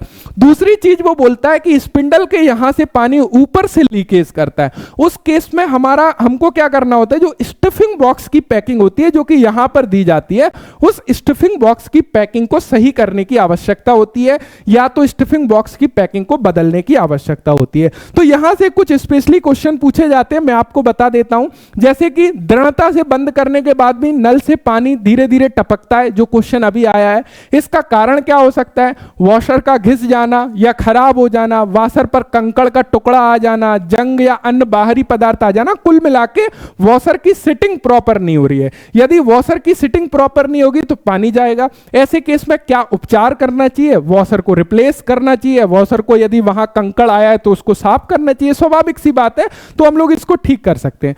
दूसरा जो पूछता है कि स्पिंडल या स्टफिंग बॉक्स स्क्रू के चारों तरफ से पानी का बहना, तो इस केस में क्या होता है, स्टफिंग बॉक्स की पैकिंग खराब हो सकती है, तो पैकिंग को ग्रीस वगैरह हैम लगा के प्रॉपर सही करना होता है। थर्ड पूछता है कि स्पिंडल को घुमाने पर लगातार स्लिप होता है तथा नल बंद नहीं होता। कई बार करते हैं ना कि हम स्पिंडल को घुमाए जा रहे हैं लेकिन वो एक समय तक टाइट होता है, देन फिर स्लिप हो जाता है, टाइट होता है फिर स्लिप हो जाता है। उस केस में क्या हो गया, सर स्पिंडल की जो थ्रेड है वो शायद वियर आउट हो गई है, वो घिस गई है, इस वजह से है, तो उसको क्या करेंगे भाई, स्पिंडल की थ्रेड को सही करेंगे, राइट, टैप को बदलेंगे। उस केस में हम लोग टैप को बदलते हैं जब स्पिंडल की थ्रेड खराब हो जाती है। तो ध्यान रखिएगा, क्वेश्चन में सेम ऑप्शन देता है कि टैप को बदलें या फिर वॉशर को रिप्लेस करें, तो उस तरीके से आपको क्लियर होना चाहिए। ऑन ऑफ करने के लिए हार्ड टैप करें, बहुत ज्यादा टाइट हो गया तो उस केस में stuffing box packing high spindle मुड़ा हुआ है, तो उससे क्या हो रहा है, स्टफिंग बॉक्स ही थ्रेड में अड़ रही है तो वो टाइट चल रहा है। नल खोलते समय ज्यादा ध्वनि उत्पन्न हो रही है, बहुत ज्यादा नॉइस आ रहा है, उस केस में क्या करेंगे भाई, स्पिंडल पर वॉल्व ढीला है, वॉल्व पर बासर को प्रॉपर जो है हम लोग करेंगे। तो ये कुछ क्वेश्चन यहां से पूछ लेता है, तो ये हम लोग केवल क्वेश्चन पेपर को हल नहीं कर रहे हैं, वहां से रिलेटेड क्या क्या क्वेश्चन आते हैं उन चीजों को देखते चल रहे हैं, जिससे कि यदि यहां से भी क्वेश्चन मैच करे तो आपको आइडिया हो जाए। साथ ही साथ इससे एक चीज का आइडिया लग रहा होगा कि प्रिपरेशन कैसे कर रहे हैं। एक क्वेश्चन जब आप लोग क्वेश्चन को अटेम्प्ट कर रहे हो, क्विज को अटेम्प्ट कर रहे हो, एवरी संडे जो आपका टेस्ट होगा उस टेस्ट को अटेम्प्ट कर रहे हो, तो केवल टेस्ट को अटेम्प्ट नहीं करना है, उस क्वेश्चन के अराउंड जो क्वेश्चन है उनको भी समझना है कि यदि यहां से इस टाइप का क्वेश्चन आया है तो इस टॉपिक से और क्या क्या क्वेश्चन बेसिकली इंपॉर्टेंट है जो हमारे लिए एग्जाम में पूछे जा सकते हैं, राइट। अगला क्वेश्चन देखिए क्या बोल रहा है यहां पे, नेक्स्ट क्वेश्चन में पूछा है what is the purpose of drill bushes provided in the drill jig. Drill jig में दिए गए ड्रिल बुश का क्या उद्देश्य होता है? ऑप्शन ए बोल रहा है to support base plate, to support drill plate, या फिर to locate and guide cutting tool, या डी ऑप्शन में बोल रहा है यहां पे कार्य की गति को प्रतिबंधित करने के लिए। क्या करेक्ट आंसर आएगा? थोड़ा सा सोच समझ के आंसर दीजिएगा। क्वेश्चन बोल रहा है what is the purpose of drill bushes provided in the drill jig. Drill jig होता है, ड्रिल जिग बेसिकली क्या है, ड्रिल जिग हमारा एक जुगाड़ होता है एक तरीके से, जिसका यूज हम लोग कहां पर करते हैं, वर्कपीस को होल्ड करने एंड कटिंग टूल को गाइड करने के लिए। वहीं पर यदि फिक्सचर की बात करें, फिक्सचर क्या करता है, वर्कपीस को होल्ड करेगा, लोकेट करेगा, बट कटिंग टूल को गाइड नहीं करेगा। ये जिग एंड फिक्सचर का बेसिकली बेसिक डिफरेंस होता है। लेकिन जिग की बात करें, यदि जिग के कंस्ट्रक्शन को देखें तो जिग के कंस्ट्रक्शन फीचर में आप पाओगे कि जिग के जो मुख्य पार्ट होते हैं उसमें होता है हमारा एक बेस प्लेट, एक टॉप प्लेट एंड हमारे बुशेस। ये एक मेन फंक्शन होता है इनका कि बेस प्लेट नीचे होता है, हमारा ड्रिल प्लेट होता है, ड्रिल प्लेट में बेसिकली जो बुशेस होते हैं उनको फिट किए जाते हैं, और जो बेस प्लेट है वो सपोर्ट रिजिड जो वर्कपीस के लिए नीचे सपोर्ट की तरह काम करता है, रिजिडिटी प्रोवाइड करता है।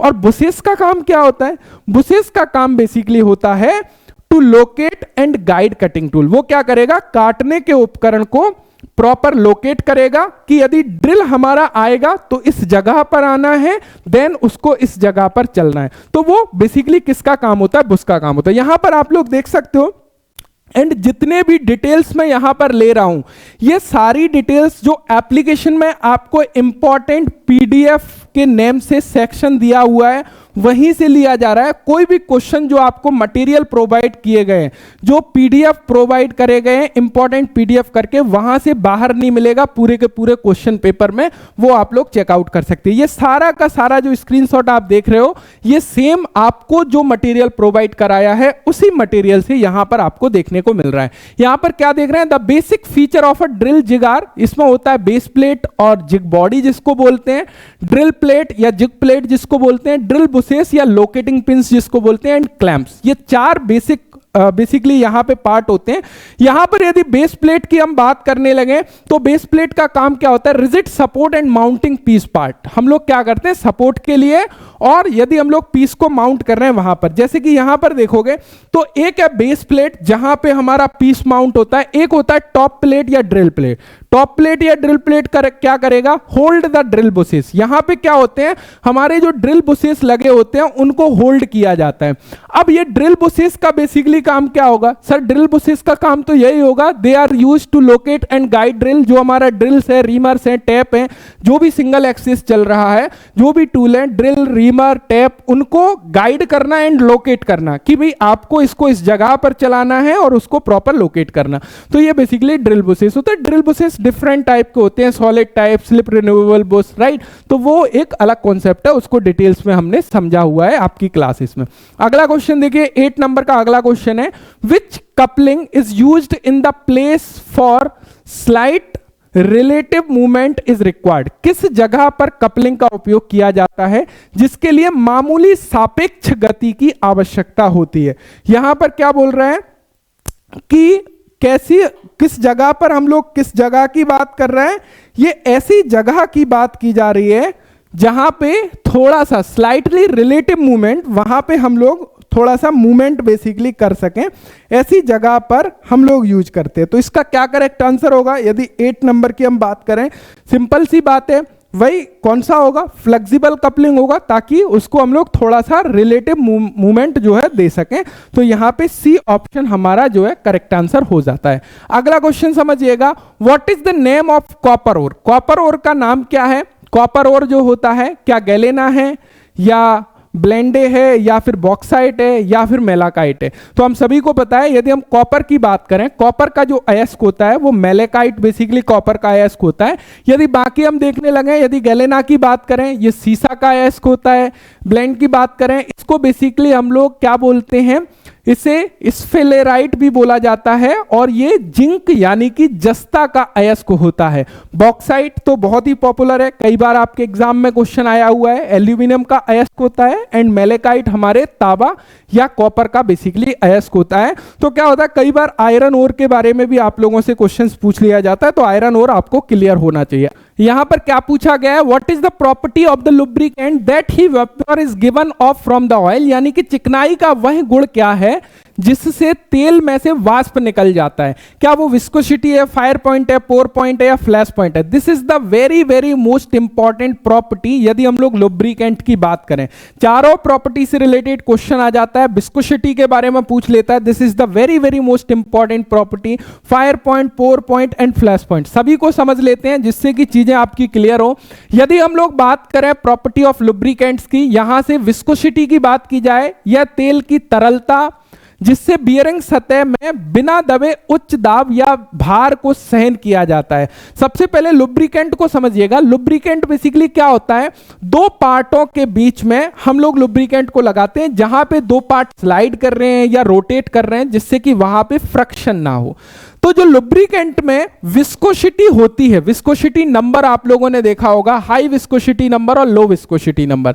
जैसे जैसे विस्कोसिटी नंबर हाई होता है, ऑयल या गाढ़ा होता जाता है, जैसे ग्रीस का विस्कोसिटी नंबर ज्यादा होगा, इसी प्रकार जैसे कम होगा वो लिक्विडिटी, फ्लूइडिटी बढ़ती जाती है ऑयल की। तो विस्कोसिटी बेसिकली क्या होता है, यह तेल की तरलता यानी कि फ्लूइडिटी है, जिससे बियरिंग सतह से बिना दबे, यानी कि यदि दो सरफेस है वो बिना दबे उच्च दाब या भार को सहन कर ले। यानी कि जब दो मैचिंग पार्ट हैं, आपस में फिट हैं, स्लाइड कर रहे हैं, तो उनके बीच में एक ऑयल की परत, लुब्रिकेंट की परत बनी रहे, वो जो है हटे नहीं। समझ में आ रहा है। तो बेसिकली ये चीज होती है हमारी विस्कोसिटी, और ये सबसे महत्वपूर्ण हमारी प्रॉपर्टी होती है यदि हम लोग लुब्रिकेंट की बात करें। अब गाइस नेक्स्ट प्रॉपर्टी है हमारी ऑयलनेस। ऑयलनेस की यदि हम लोग बात करें, तेलियता या गीलापन बेसिकली होता है, जिससे सरफेस टेंशन या जो हमारा फिसलन होती है वो ऑयलनेस कहलाती है। Flash point, this is the very very most important, कई बार आपके एग्जाम में क्वेश्चन आता है।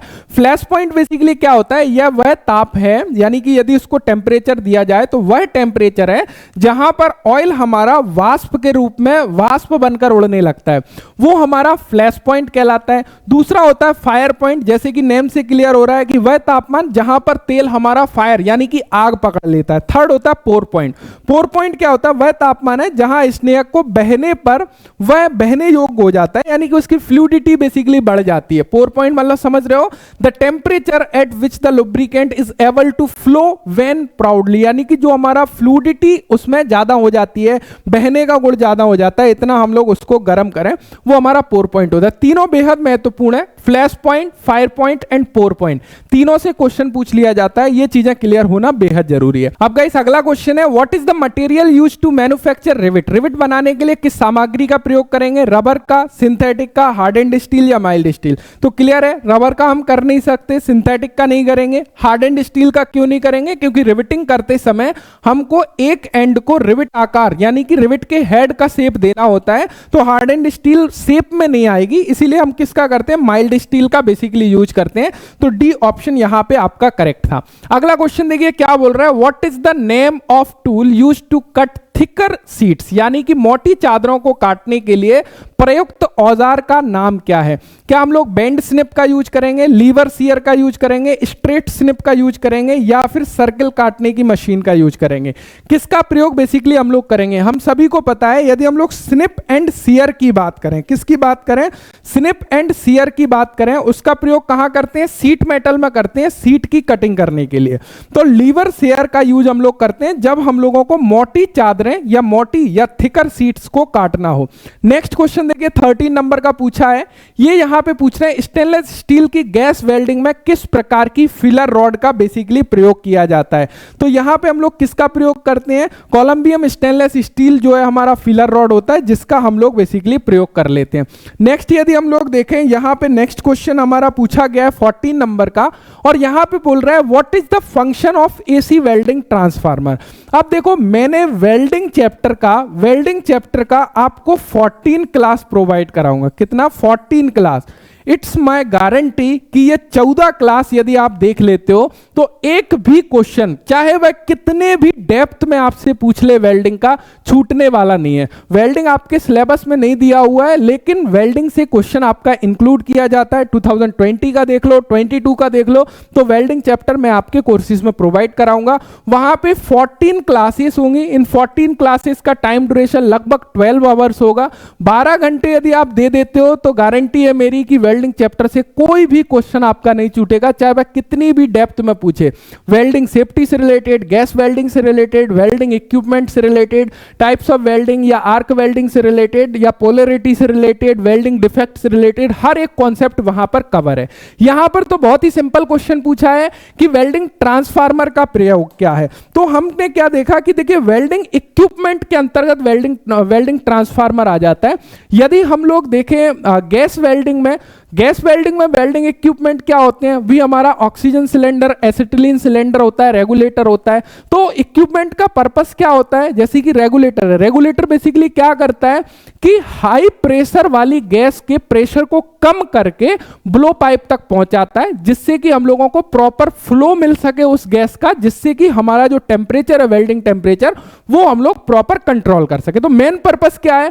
टेम्परेचर को प्रॉपर कंट्रोल करना। इसी प्रकार यदि हम आर्क वेल्डिंग में जाते हैं, वहां पर हमारा इक्विपमेंट क्या होता है? ट्रांसफार्मर होता है। एसी आर्क वेल्डिंग की बात करें, ट्रांसफार्मर होता है। ट्रांसफार्मर का वर्क क्या होता है?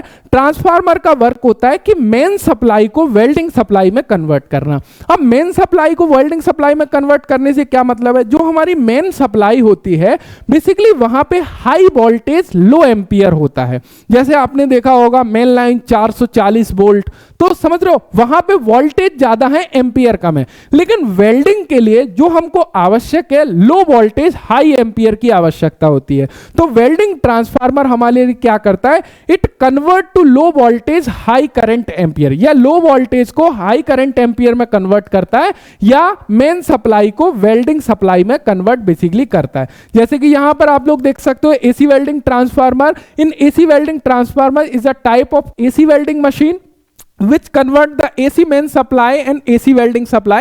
तो AC main supply से AC welding supply में convert करता है। AC main supply में क्या होता है? High voltage low ampere, and AC welding supply हमारी क्या होती है? हाई एम्पियर लो वोल्टेज होता है। तो इसका मेन काम बेसिकली यही होता है।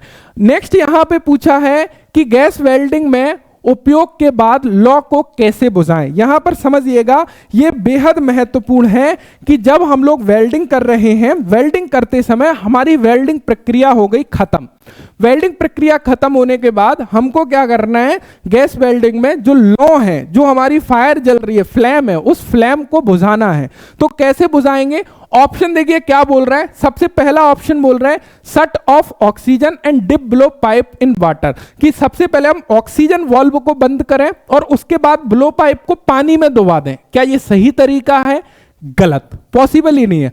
बी ऑप्शन बोल रहा है shut off oxygen and acetylene valve at a time, यानी कि एक ही समय पर ऑक्सीजन और एसिटिलीन वाल्व को बंद करें। सी ऑप्शन में बोल रहे हैं कि पहले ऑक्सीजन वाल्व को बंद करें, उसके बाद एसिटिलीन वाल्व को बंद करें। डी ऑप्शन में बोल रहे हैं shut off acetylene valve first next oxygen valve, कि पहले एसिटिलीन वाल्व को बंद करें और उसके बाद ऑक्सीजन वाल्व को बंद करें। अब बात आती है सर इतना ही क्या मकसद है कि पहले ऑक्सीजन करें या पहले एसिटिलीन करें, क्या फर्क पड़ रहा है? फर्क पड़ रहा है क्योंकि गैस वेल्डिंग में सबसे मेन जो हमारा दिक्कत होता है वो बैकफायर का होता है। बैकफायर का मतलब क्या है? बैकफायर का मतलब है कि जो हमारा ब्लो पाइप है, उस ब्लो पाइप से फायर रिटर्न होकर कहीं ना कहीं सिलेंडर की तरफ जाने का ट्राई करता है, राइट, हॉस पाइप से होते हुए।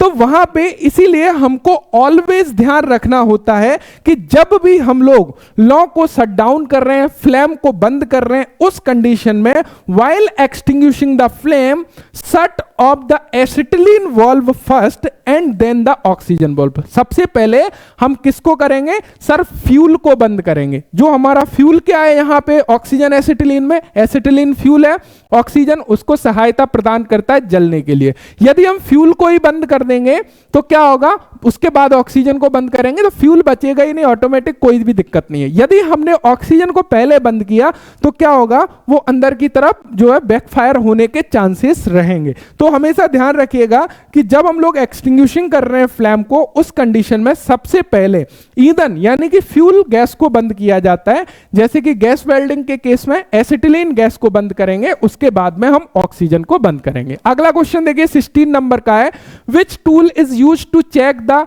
Internal clearance of the bearing. Bearing के आंतरिक निकासी की जांच के लिए किस उपकरण का उपयोग किया जाता है? स्टील रूल का प्रयोग करेंगे। ये तो भैया लीनियर मेजरमेंट है, गैप कैसे मेजर करेगा? पॉसिबल ही नहीं है। फीलर गेज का, डेफिनेटली फीलर गेज का प्रयोग कहां किया जाता है? दो मैचिंग पार्ट के बीच में गैप को फाइंड आउट करने के लिए हम लोग फीलर गेज का प्रयोग करते हैं। यहां पर अलग अलग शेप्स की हमारी स्ट्रिप्स होती हैं जिनको मैचिंग पार्ट के बीच में डाला जाता है। हर एक स्ट्रिप के ऊपर उसका साइज लिखा होता है, जिससे हमको पता होता है कि उस दोनों मीटिंग पार्ट के बीच में कितना गैप बेसिकली निकल के आ रहा है।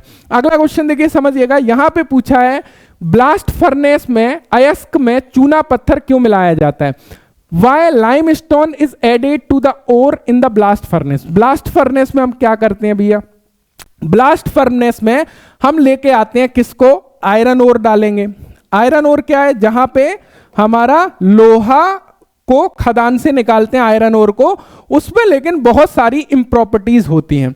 अब उसके लिए फ्लक्स का जरूरत पड़ता है, तो फ्लक्स के रूप में हम ऐड करते हैं लाइमस्टोन या चूने के पत्थर को, इसको डालेंगे। ये बेसिकली क्या करता है? जो इंप्रॉपर्टीज हैं उनको स्लैग के रूप में बाहर निकालता है, जिससे कि हमको क्या मिल सके? पिग आयरन मिल सके। पिग आयरन में क्या होता है? आयरन ओर की अपेक्षा कम इंप्रॉपर्टीज होती हैं, क्योंकि वहां से हमने क्या किया? ब्लास्ट फर्नेस में स्मेल्टिंग प्रोसेस की, और स्मेल्टिंग प्रोसेस के माध्यम से जो आयरन ओर है उसकी जो इंप्रॉपर्टीज है उसको रिमूव कर दिया। तो यहां पे ऑप्शन देखते हैं, यहां पे बोल रहा है पिघला हुआ लावा बनाने के लिए, टू फ्रॉम मोल्टन स्लैग, या फिर यहां पे बोल रहा है ऑक्सीजन की आपूर्ति करने के लिए, कोक में कार्बन जलाने के लिए, या अयस्क का गलनांक बढ़ाने के लिए। तो मेन क्या होता है? टू फ्रॉम मोल्टन स्लैग, यानी कि पिघला हुआ लावा बनाने के लिए, जो स्लैग के रूप में हमारा जो अशुद्धियां हैं, जो हमारी इंप्रॉपर्टीज हैं, बेसिकली हम उसको रिमूव कर सकें, वो हमारा मेन पर्पस होता है फ्लक्स का, है ना। फ्लक्स के रूप में हम लोग यूज करते हैं। What is the name of the tool? Simple हमारा टूल का फिगर दिखाया है, ये तो फ्लैट स्क्रैपर का फिगर दिखाई दे रहा है, सभी को मालूम ही होगा, प्रैक्टिकल कभी ना कभी तो किया ही होगा यदि मैकेनिकल से। कौन सा शब्द वास्तविक आकार और उसके मूल आकार के बीच बीजगणितीय अंतर को इंगित करता है? This is the very very most important. ये चला गया limit, fit and tolerance. Limit, fit and tolerance के 9 क्लास हैं। 9 क्लास है, मेरी गारंटी है कि 9 क्लास आपने देख लिया, यदि कोई भी क्वेश्चन लिमिट फिट टॉलरेंस से छूट जाए, चाहे वह डेविएशन से क्वेश्चन पूछे, ग्राफिकल क्वेश्चन पूछे, कैसा भी क्वेश्चन आपसे पूछ ले, आपका लिमिट फिट टॉलरेंस से क्वेश्चन नहीं छूटने वाला।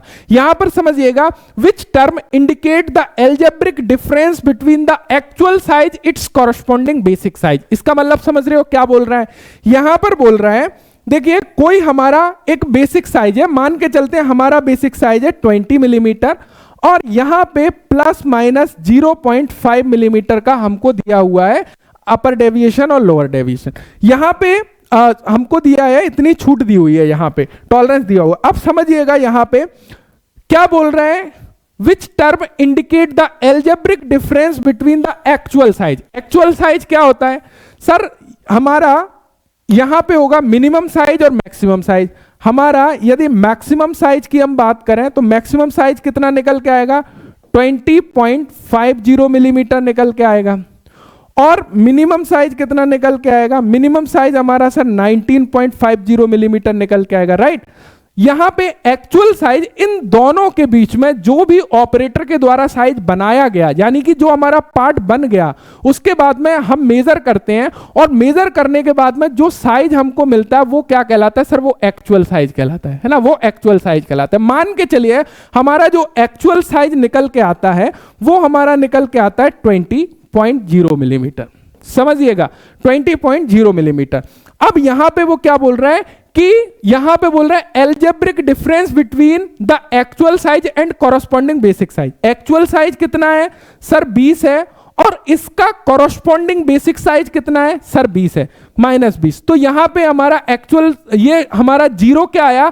Actual deviation. एक्चुअल डेविएशन मतलब समझ रहे हो कि एक्चुअल डेविएशन वह डेविएशन है कि हमारा जो बेसिक साइज था उससे कितना डेविएशन आ रहा है, जो हमारा कंपोनेंट बना। समझ रहे हो? तो कितना आया सर? 0। हमारा तो फिक्स एग्जैक्ट साइज में बन गया। अब यहां से 3 क्वेश्चन पूछते हैं, तो ये क्या कहलाएगा? जो 0 आया है वो बेसिकली है क्या? Actual deviation. ओनली डेविएशन नहीं, डेविएशन के टाइप्स हैं, 3 टाइप्स में डेविएशन को डिवाइड किया है। कौन कौन से? अपर डेविएशन, लोअर डेविएशन और एक्चुअल डेविएशन। तीनों को समझिएगा, तीनों से क्वेश्चन पूछ लेता है। यदि वो बात करता है, यहां पे उसने पूछा, यहां पे यदि वो बोलता which term indicate the algebraic difference between the, ये एक्चुअल साइज की जगह बोलता मैक्सिमम साइज। क्या बोलता? Maximum size and it's corresponding basic size. तो हमने क्या देखा था? मैक्सिमम साइज हमारा कितना था? 20.50 मिलीमीटर, और इसके बीच का डिफरेंस बेसिक साइज कितना था? तो इन दोनों का डिफरेंस आया 0.50 मिलीमीटर। ये क्या कहलाएगा? ये कहलाएगा सर अपर डेविएशन। ये क्या कहलाएगा? Upper deviation. क्या बोला? यदि वो बोलता है algebraic difference between the maximum size and it's corresponding basic size, वो होगा अपर डेविएशन। यदि वो यहां पर बोलता है एक्चुअल साइज की जगह पर मिनिमम साइज, क्या बोलता है? मिनिमम साइज, तो हमारा क्या होगा? Lower deviation. यानी कि 3 डेफिनेशन है। यदि वो बोलता है algebraic difference between maximum size and it's corresponding basic size, वो हमारा कहलाएगा अपर डेविएशन। यदि वो बोलता है algebraic difference between minimum size and it's corresponding basic size, वो हमारा लोअर डेविएशन कहलाएगा।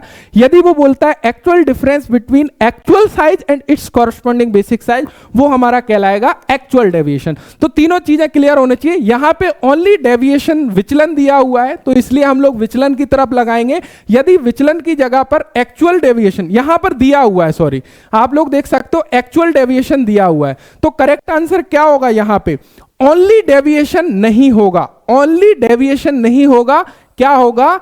एक्चुअल डेविएशन होगा। ध्यान दीजिएगा, क्या करेक्ट आंसर होगा?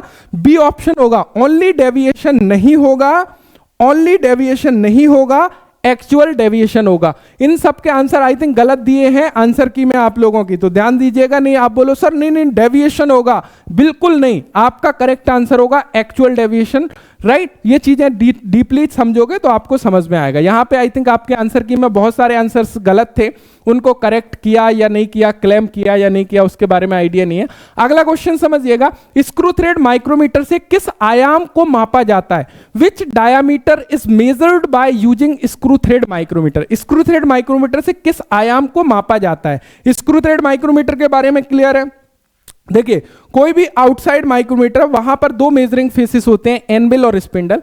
यहां पर जो हमारा स्पिंडल होता है, यहां पे जो हमारा स्पिंडल होता है वो कुछ भीनुमा होता है, और जो हमारी एनविल होती है वो हमारी कुछ फीमेल इस प्रकार का होता है, राइट।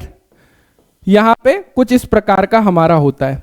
तो यहां पे क्या होता है, यहां पे हमने क्या देखा कि ये वाला हिस्सा थ्रेड में अंदर चला जाता है और ये हमारा उसके अंदर चला जाता है। तो इस केस में जो हमारा थ्रेड का कौन सा डायामीटर चेक करते हैं, इफेक्टिव डायामीटर, या फिर हम बोले पिच डायामीटर को हम चेक करते हैं। क्लियर है ना, क्या चेक करते हैं, पिच डायामीटर या इफेक्टिव डायामीटर। ये हमारा स्क्रू थ्रेड माइक्रोमीटर है। यहां पे थोड़ा सा समझने का ट्राई करिएगा। यहां पे एक हमारा टॉप फेस है और दूसरा बॉटम फेस है। हमारी जो स्क्रू थ्रेड होती है वो कुछ इस तरीके की होती है। यहां पे थोड़ा सा समझ लीजिएगा जिससे कि चीजें आपकी ना क्लियर हो। यहां पे मान के चलिए ये हमारी कोई ऐसी स्क्रू थ्रेड है, राइट, ये हमारी स्क्रू थ्रेड है। यहां पे क्या होता है, एक तो हो गया मेजर डायामीटर, ये हो गया मेजर डाया, और जो हमारे क्रस्ट को छूता हुआ जाता है ये हमारा क्या है, मेजर डाया, सबसे बड़ा डायामीटर। एक होता है रूट को छूता हुआ जो जाता है वो माइनर डायामीटर, छोटा डायामीटर। और इन दोनों के बीच में एक काल्पनिक व्यास होता है, इन दोनों के बीच में एक काल्पनिक व्यास होता है, वो क्या कहलाता है, वो कहलाता है पिच डायामीटर या इफेक्टिव डायामीटर, राइट। तो यहां पे हमने क्या देखा कि यदि मैं, ये हमारा टॉप है, सबसे बड़े डायामीटर में से सिंगल डेप्थ को घटा दूं, कैसे, क्योंकि एक फेस इस टॉप पर है और एक बॉटम पर, तो यदि मैं सिंगल डेप्थ घटा दूं मेजर डाया में से तो क्या निकल के आता है सर, काल्पनिक डायामीटर निकल के आता है, पिच डायामीटर निकल के आता है। तो हमारा स्क्रू थ्रेड माइक्रोमीटर क्या चेक करेगा, पिच डायामीटर या इफेक्टिव डायामीटर को चेक करेगा।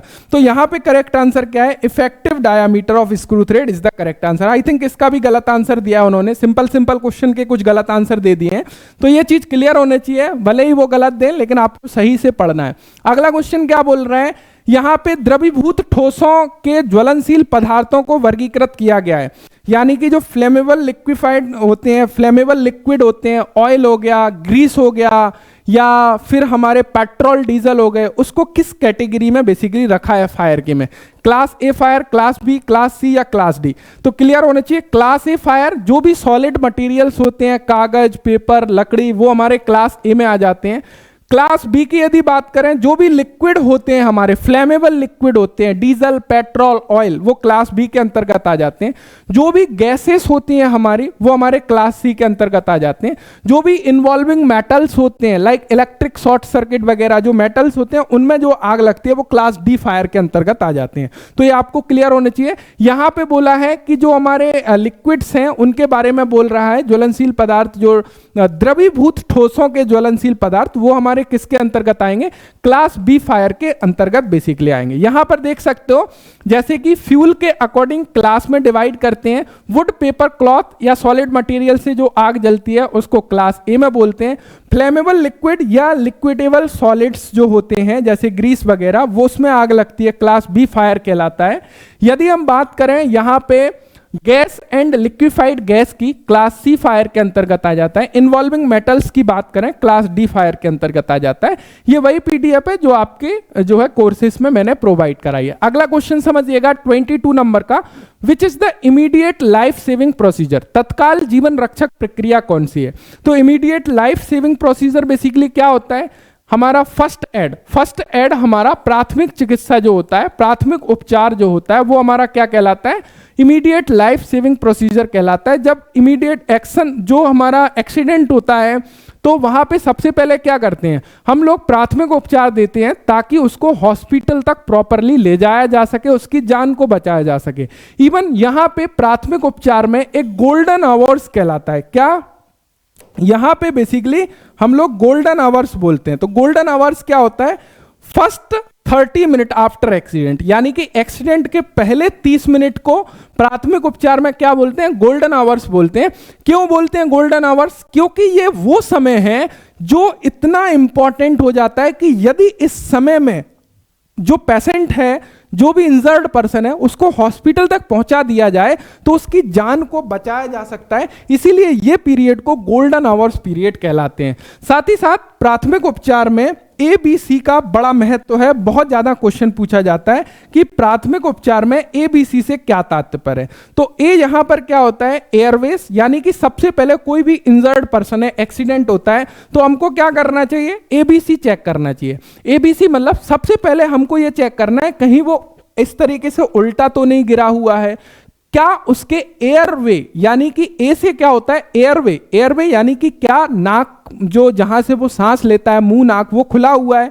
बी से होता है ब्रीदिंग, फिर हमको चेक करना है ब्रीदिंग, क्या उसकी ब्रीदिंग चल रही है। फिर सी होता है हमारा सर्कुलेशन। तो एबीसी क्या है, एयरवे, ब्रीदिंग एंड सर्कुलेशन। तो कई बार पूछता है फर्स्ट एड में एबीसी में बी से क्या तात्पर्य है, तो ब्रीदिंग, ए से क्या तात्पर्य है, एयरवे, सी से क्या तात्पर्य है, तो सर्कुलेशन। ये चीज क्लियर होनी चाहिए, काफी महत्वपूर्ण है, आपके एग्जाम में क्वेश्चन पूछ लिया जाता है। अगला क्वेश्चन देखिए यहां पे 23 नंबर का है। यहां पर पूछा है कार्बन टेट्राक्लोराइड और ब्रोमोक्लोरोफ्लोरोमीथीन यानी कि BCF से भरे कौन से अग्निशमक होते हैं, तो वो हेलन एक्सटिंग्विशर होते हैं और इसका प्रयोग किया जाता है क्लास डी फायर को बुझाने के लिए। जो इन्वॉल्विंग मेटल्स या इलेक्ट्रिक शॉर्ट सर्किट से जो आग लगती है उसको कंट्रोल करने के लिए हेलन एक्सटिंग्विशर का प्रयोग करते हैं। अगला क्वेश्चन 24 का है। यहां पर बोला गया है which chisel use for squaring materials at the corner joint, यानी कि कोने जोड़ों में चौकोर करना है, स्क्वायरिंग करनी है, वहां पर किसका प्रयोग करते हैं हम लोग, डायमंड पॉइंट चीजल का। टाइप्स ऑफ चीजल मैंने आपको पढ़ाया है कोर्सेज में, वहां पे हमने क्या देखा था, टाइप्स ऑफ चीजल वाले जो लेक्चर अपलोड हो चुके हैं बेसिक फिटिंग में, वहां पे फ्लैट चीजल, फ्लैट सतह से मटेरियल्स को निकालने के लिए, क्रॉस कट चीजल या कैप कट चीजल भी बोलते हैं, इसका प्रयोग कीवेस को कट करने के लिए किया जाता है। डायमंड पॉइंट चीजल की बात करें, इसका प्रयोग कहां पर किया जाता है, स्क्वायरिंग करने के लिए। स्क्वायरिंग मतलब मान के चलिए दो सरफेस इस तरीके से हैं, तो यहां पे प्रॉपर कॉर्नर बनाने के लिए किसका प्रयोग करेंगे, डायमंड पॉइंट चीजल का प्रयोग करेंगे। हाफ राउंड नोच चीजल का प्रयोग कहां पर किया जाता है, हाफ राउंड नोच चीजल का प्रयोग किया जाता है यहां पे हमको टेढ़े मेढ़े ग्रुप काटने हो या ऑयल ग्रुप काटने के लिए जो हाफ राउंड नोच चीजल है उसका प्रयोग किया जाता है। इसके बारे में भी काफी ज्यादा क्वेश्चन पूछा जाता है हाफ राउंड नोच चीजल का, और cap cut and cross cut chisel के बारे में भी पूछा जाता है। तो ये चीजें क्लियर होना बेहद जरूरी है। अगला क्वेश्चन समझिएगा, यहां पे नेक्स्ट क्वेश्चन आपके एग्जाम में पूछा था फाइल के मुख पर चौक क्यों लगाया जाता है, यानी कि why chalk is applied on the face of the file. कई बार जब हम लोग नई फाइल का प्रयोग करते हैं वहां पर आपने देखा होगा कि फाइल के टीथ पर यानी कि फेस के ऊपर चौक पाउडर लगा दिया जाता है, चौक को लगा दिया जाता है जिससे कि टीथ के बीच में वो चौक पाउडर भर जाए। उसका क्या पर्पस है, पिनिंग ऑफ द फाइल को रोकने के लिए। पिनिंग ऑफ द फाइल क्या होती है, पिनिंग ऑफ द फाइल एक फाइल डिफेक्ट है जहां पर मेटल के पार्टिकल्स, जब हम लोग उससे नरम धातु की फाइलिंग करते हैं उस केस में यह देखा गया कि जो नरम धातु के छोटे छोटे पार्टिकल्स होते हैं वो फाइल के टीथ के बीच में फंस जाते हैं, जिसकी वजह से फाइल कटिंग करना बंद कर देती है। तो ऐसे सिचुएशन से बचने के लिए पहले से हम लोग चौक पाउडर या चौक लगा देते हैं फेस के ऊपर, जिससे टीथों के बीच में जो दांतें हैं उनके बीच में ऑलरेडी चौक पाउडर भरा रहे, जिससे कि जो हमारे मेटल के पार्टिकल्स उनके बीच में ना फंसे। तो यहां पे ऑप्शन देखें, ऑप्शन ए बोल रहा है अत्यधिक दबाव को कम करने के लिए, चिप हटाने की दर को बढ़ाने के लिए, पेनिट्रेशन ऑफ पिनिंग को कम करने के लिए। तो करेक्ट क्या होगा, to reduce penetration and pinning is the correct answer. क्या राइट आंसर होगा, सी ऑप्शन आपका जो है करेक्ट आंसर निकल के आएगा। तो क्या होगा, सी ऑप्शन यहां पे राइट होगा। तो ये हमारे जनरल इंजीनियरिंग के 25 क्वेश्चन थे। हालांकि 2022 में जनरल इंजीनियरिंग में टोटल मैकेनिकल का डाल दिया है। यहां पे जनरल इंजीनियरिंग तो मेटल हीट ट्रीटमेंट ही है, बाकी ना फोर्स है ना ही हमारे एप्टीट्यूड के क्वेश्चंस थे। लेकिन इस बार chances is very much high कि जो सिलेबस आपका दिया है जनरल इंजीनियरिंग का वहीं से क्वेश्चन आपके आने वाले हैं A to Z। तो उस सिलेबस को टोटल आपके कोर्सेज में जो है कवर कराया जा रहा है, तो आप लोग वहां से जाके कोर्सेज को एनरोल कर सकते हो। साथ ही साथ यहाँ पे जो आप लोग नंबर देख रहे हो उस पर जो है कॉन्टेक्ट कर सकते हो। वहां पे भी जो भी कोर्स के रिगार्डिंग आपको बात करनी है डेफिनेटली जो है कांटेक्ट कर सकते हो, वहां से लिंक आप लोग प्रोवाइड कर सकते हो, या फिर आप एप्लीकेशन में जाओगे, एप्लीकेशन में जाने के बाद में आप कोर्सेस में देखोगे बाय नाउ में वहां पे डिस्क्रिप्शन दी हुई है, तो डिस्क्रिप्शन में भी डिस्काउंट लिंक बेसिकली अवेलेबल रहती है आपकी, तो आप लोग लिंक के थ्रू पेमेंट कर सकते हो। जैसे आप जनरल इंजीनियरिंग का कोर्सेस देखोगे, जनरल इंजीनियरिंग का कोर्सेस एप्लीकेशन में जो लिस्टेड है वो 1299 या 1199 का दिखाई देगा, लेकिन जब आप डिस्क्रिप्शन में दी गई लिंक से करोगे तो वहां आपको 999 रुपए पे करना पड़ेगा। एलडीसी मैकेनिकल का जो कोर्स है बेसिकली आप बाय नाउ पर क्लिक करोगे तो वहां पे जो आपका अमाउंट है वो आपको दिखाई देगा 1999 रुपए, लेकिन जब आप लोग डिस्क्रिप्शन में वही एप्लीकेशन पर ही कोर्स की डिस्क्रिप्शन में लिंक है वहां पर करोगे तो आपको 1899 रुपए। तो इस तरीके से आप पेमेंट कर सकते हो, आपका कोर्स एक्टिव हो जाएगा। कोई भी कंफ्यूजन लगता है तो आप लोग इस नंबर पर कांटेक्ट कर सकते हो। आप इस बात से टोटली बेफिक्र रहें कि जो आपका मैकेनिकल का सिलेबस है, चाहे वह जनरल इंजीनियरिंग है या मैकेनिकल है, टोटल कॉम्बो आप लेते हो तो वहां पे गाइस ये तो आपका डिपार्टमेंटल एग्जाम है, आप 70 to 80 मार्क्स के बीच में ले आए तो हो ही जाएगा।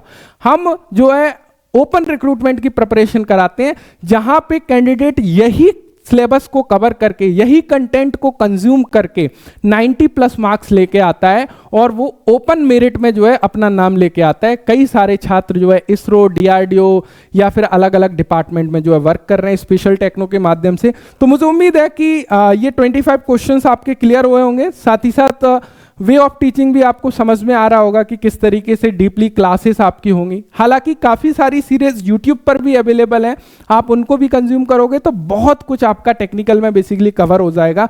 वो आपके टाइटल से नहीं होंगी, फिटर टर्नर मशीनिस्ट निमी क्वेश्चन बैंक के नाम से मिल जाएंगी, मास्टर क्लास सीरीज के नाम से मिल जाएंगी, प्ले स्टोर में जाओगे ISRO previous year question paper series से मिल जाएंगे, लेकिन वो सभी आपके लिए काफ़ी महत्वपूर्ण है। आपका सिलेबस वो सेम सिलेबस है। So thank you so much. And application पर आपको लाइव क्लासेस मिलने लगेगा। काफी सारे छात्र हैं, लाइव क्लासेस की इंफॉर्मेशन कैसे मिलेगी? इंफॉर्मेशन, ऑल इंफॉर्मेशन आपको एप्लीकेशन पर मिलेगा, चाहे आपका क्विज फॉर्मेट में टेस्ट का इंफॉर्मेशन हो या फिर आपकी लाइव क्लासेस की इंफॉर्मेशन हो, सारी इंफॉर्मेशन आपको एप्लीकेशन पर ही मिलेगी। क्लासेस एप्लीकेशन पर सेपरेट रहती है, पेड कोर्स जिन्होंने ज्वाइन किया है, यूट्यूब पर नहीं रहती है। ये केवल क्वेश्चन पेपर डिस्कशन अभी यूट्यूब पर है। अभी हम लोग मैकेनिकल के क्वेश्चन पेपर को भी देखेंगे जहां पे इन डेप्थ डिस्कशन हम लोग कर रहे होंगे। Thank you so much class को लेने के लिए। मुझे उम्मीद है कि क्लास से इंफॉर्मेशन मिली होगी। यदि क्लास से इंफॉर्मेशन मिली है एक थम्स अप जरूर करिएगा। Thanks for watching and bye bye.